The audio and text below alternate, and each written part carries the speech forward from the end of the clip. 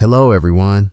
Welcome to Election Future. The 2024 election is over, and not only is Donald Trump on track to win the Electoral College, but he's also in a very good position to win the popular vote, something no Republican has done since 2004. Looking at the national average, Kamala Harris still maintains a very slight 0.9% lead, but she is likely to lose this soon, as 4 of the last 5 national polls show Trump in the lead. One of those polls was conducted by Atlas Intel, the most accurate national pollster of the 2020 election cycle. Today, we will be taking a look at the 2024 electoral map, analyzing if Trump can indeed win the popular vote and what implications that would have for the Electoral College. We'll begin by filling in the solid states for both candidates, states that Harris or Trump are expected to win by 15 percentage points or more. Starting with the safe blue states for Harris, we have Washington, California, Hawaii, Vermont, Massachusetts, Connecticut, Rhode Island, Maryland, the District of Columbia, and the 1st District of Maine. For Trump,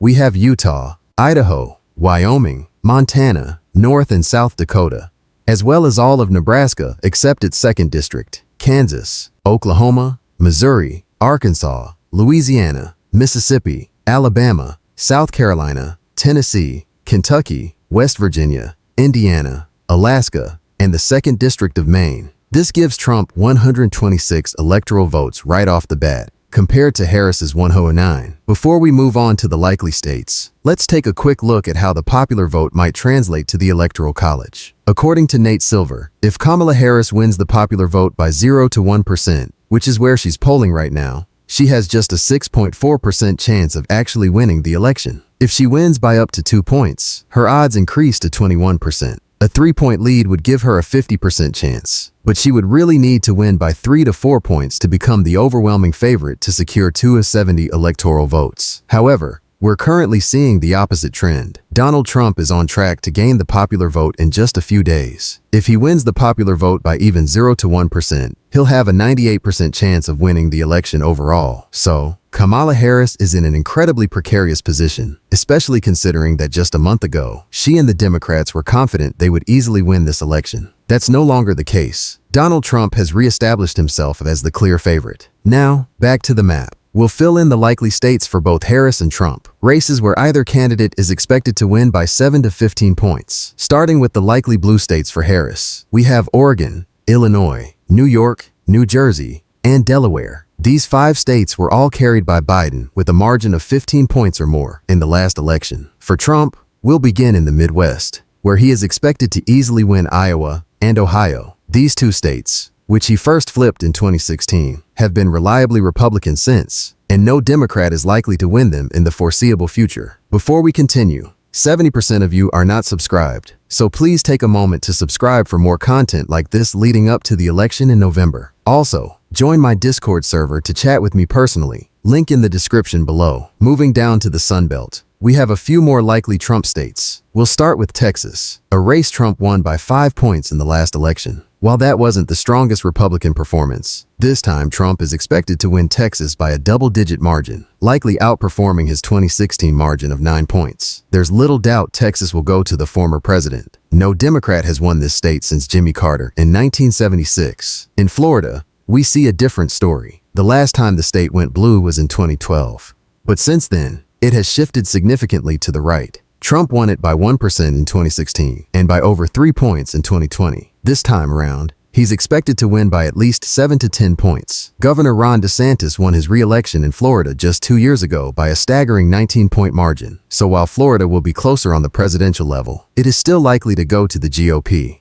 Now we are left with the 13 most competitive races on the map, 4 in the upper Midwest, 7 in the Sun Belt, and 2 in the Northeast. We also have the 2nd District of Nebraska to consider. But honestly, what difference is that really going to make? We're not going to see any scenario where the 2nd District is a must-win for either candidate. Moving on to the lean states for Kamala Harris, I'll start with both Colorado and New Mexico. These are races she's expected to win by 2 to 6 points, making them some of the most competitive in the country. Although they could realistically go either way, Harris maintains a slight edge. In both Colorado and New Mexico, 2 states Biden easily won by double-digit margins in 2020, Harris will likely win by around 5 points, probably somewhere in the 3 to 7 point range. These races will be more competitive than last time, just like many other blue states. For example, Biden won New York by 23 points 4 years ago, but Harris is projected to win it by only around 13 this time. We also have the state of Maine as a whole, where Harris is expected to win the 2 at-large electoral votes. Maine can be competitive. Just look at 2016, when Hillary Clinton, a weak candidate for the Democrats, only won Maine by 2.9 percentage points. With all of the solid, likely, and lean states filled in for Harris, she's sitting at 198 electoral votes. We haven't even gotten to the lean Trump states yet, and he's already at 219. Before we continue, I want to tell you about Polymarket, the world's largest prediction market, where you can track election results and instantly see who's leading. These odds react to current events in real time. Unlike polls, which may lag behind, there is no bias or media spin, just pure data. The market odds reflect the collective analysis, beliefs, and wisdom of thousands of traders reacting to world events. Polymarket has also recently launched a mobile app where you can access their 2024 election forecast on the go. Check them out at polymarket.com and visit the App Store to download their new app.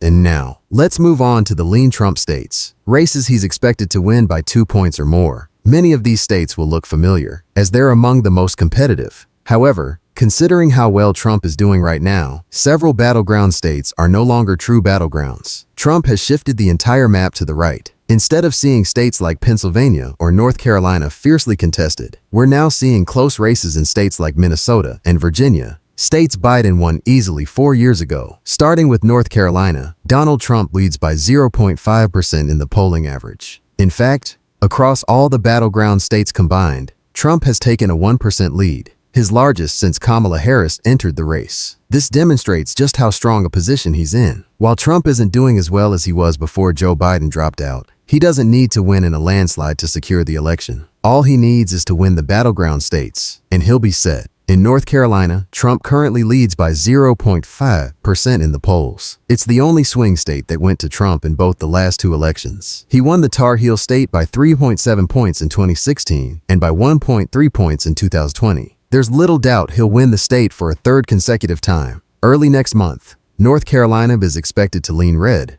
with Trump on track to win by around 4 to 5 points. Next up, in neighboring Georgia, Trump is projected to win the state by 1.8%. According to the polls, out of all 7 swing states, Trump is polling best in Georgia. Georgia, however, is actually a state that Trump lost in the last election. It's a race that Democrats are defending after Biden carried it for the first time as the Democratic nominee since Bill Clinton in 1992. Biden won it by just 0.24%, making it the closest race in the entire country. But now, with Kamala Harris on the ballot, she doesn't stand a chance. Trump is on track to win Georgia back. He safely carried it by over 5 points in 2016 against Hillary Clinton, so it's likely to lean Republican on the map. The former president is expected to win by around 3 to 4 points. In Arizona, we see a similar story. This is another state Biden won in the last election as a Democrat for the first time since the 1990s. But today, Trump is clearly on track to win it back. He leads by 1.6% in the polling average. And unlike Georgia, the polls in Arizona tend to heavily overestimate Democratic support. There's little doubt Trump will reclaim Arizona,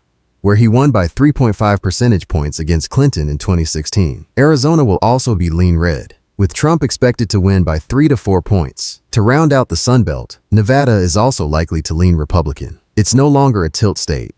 Trump leads by 0.8%, and Nevada has been shifting back to the right. Before 2008, Nevada was a red state, voting for Bush in both 2000 and 2004. In 2008, Obama won Nevada by nearly 13 points, then by 6.7 points in 2012. Clinton won it by just 2.4 points in 2016, and Biden won by the exact same margin in 2020. Democrats are failing to make inroads in the Silver State, and Trump is poised to be the first Republican to win it in 20 years. In fact, Republicans won the governorship there in 2022 for the first time in a decade. Trump is expected to win Nevada by around 2 to 3 percentage points. Now, moving up to the Midwest, Donald Trump is on track to sweep the upper Rust Belt, which will be disastrous for Harris, as she needs to win every remaining state to prevent Trump from reaching 270 electoral votes. We'll start with Pennsylvania, which Trump calls his pathway to victory. He's right. If he wins Pennsylvania, he's very likely to win the election. He currently leads there by 0.7%, and if he wins, he won't even need Nevada,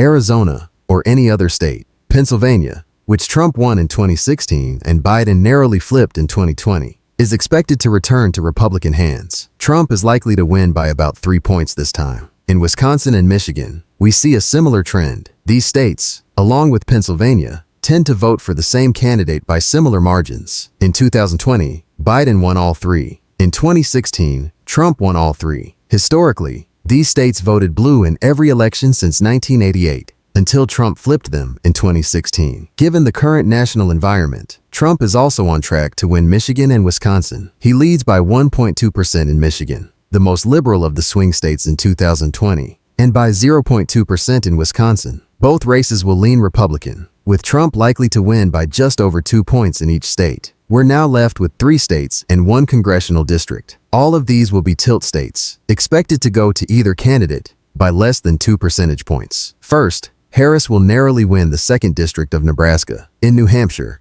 Harris is expected to win by about 1%. The race has been close before. Hillary Clinton only won it by 0.37% in 2016. Finally, we have Minnesota and Virginia, 2 states that a few years ago seemed impossible to be this competitive. In 2020, Biden won Minnesota by 7.1 points and Virginia by a whopping 10.1 points. But today, both states are toss-ups. I have Donald Trump narrowly winning both, but these races could still go either way. Given Trump's current momentum, I'm leaning toward him winning both states, especially if he captures the national popular vote. If Trump swings the popular vote by around 3%, which is what the most accurate 2020 pollster predicts, it could lead to a nearly 10-point swing overall, making victories in Minnesota and Virginia very possible. So, based on current trends in the popular vote and Trump's continued surge just 2 weeks before the election, Donald Trump is projected to win 335 electoral votes, with Kamala Harris at 203. A huge victory is in store for the former president. Thank you so much for watching. Make sure to like, comment, and subscribe for more content leading up to the election in November.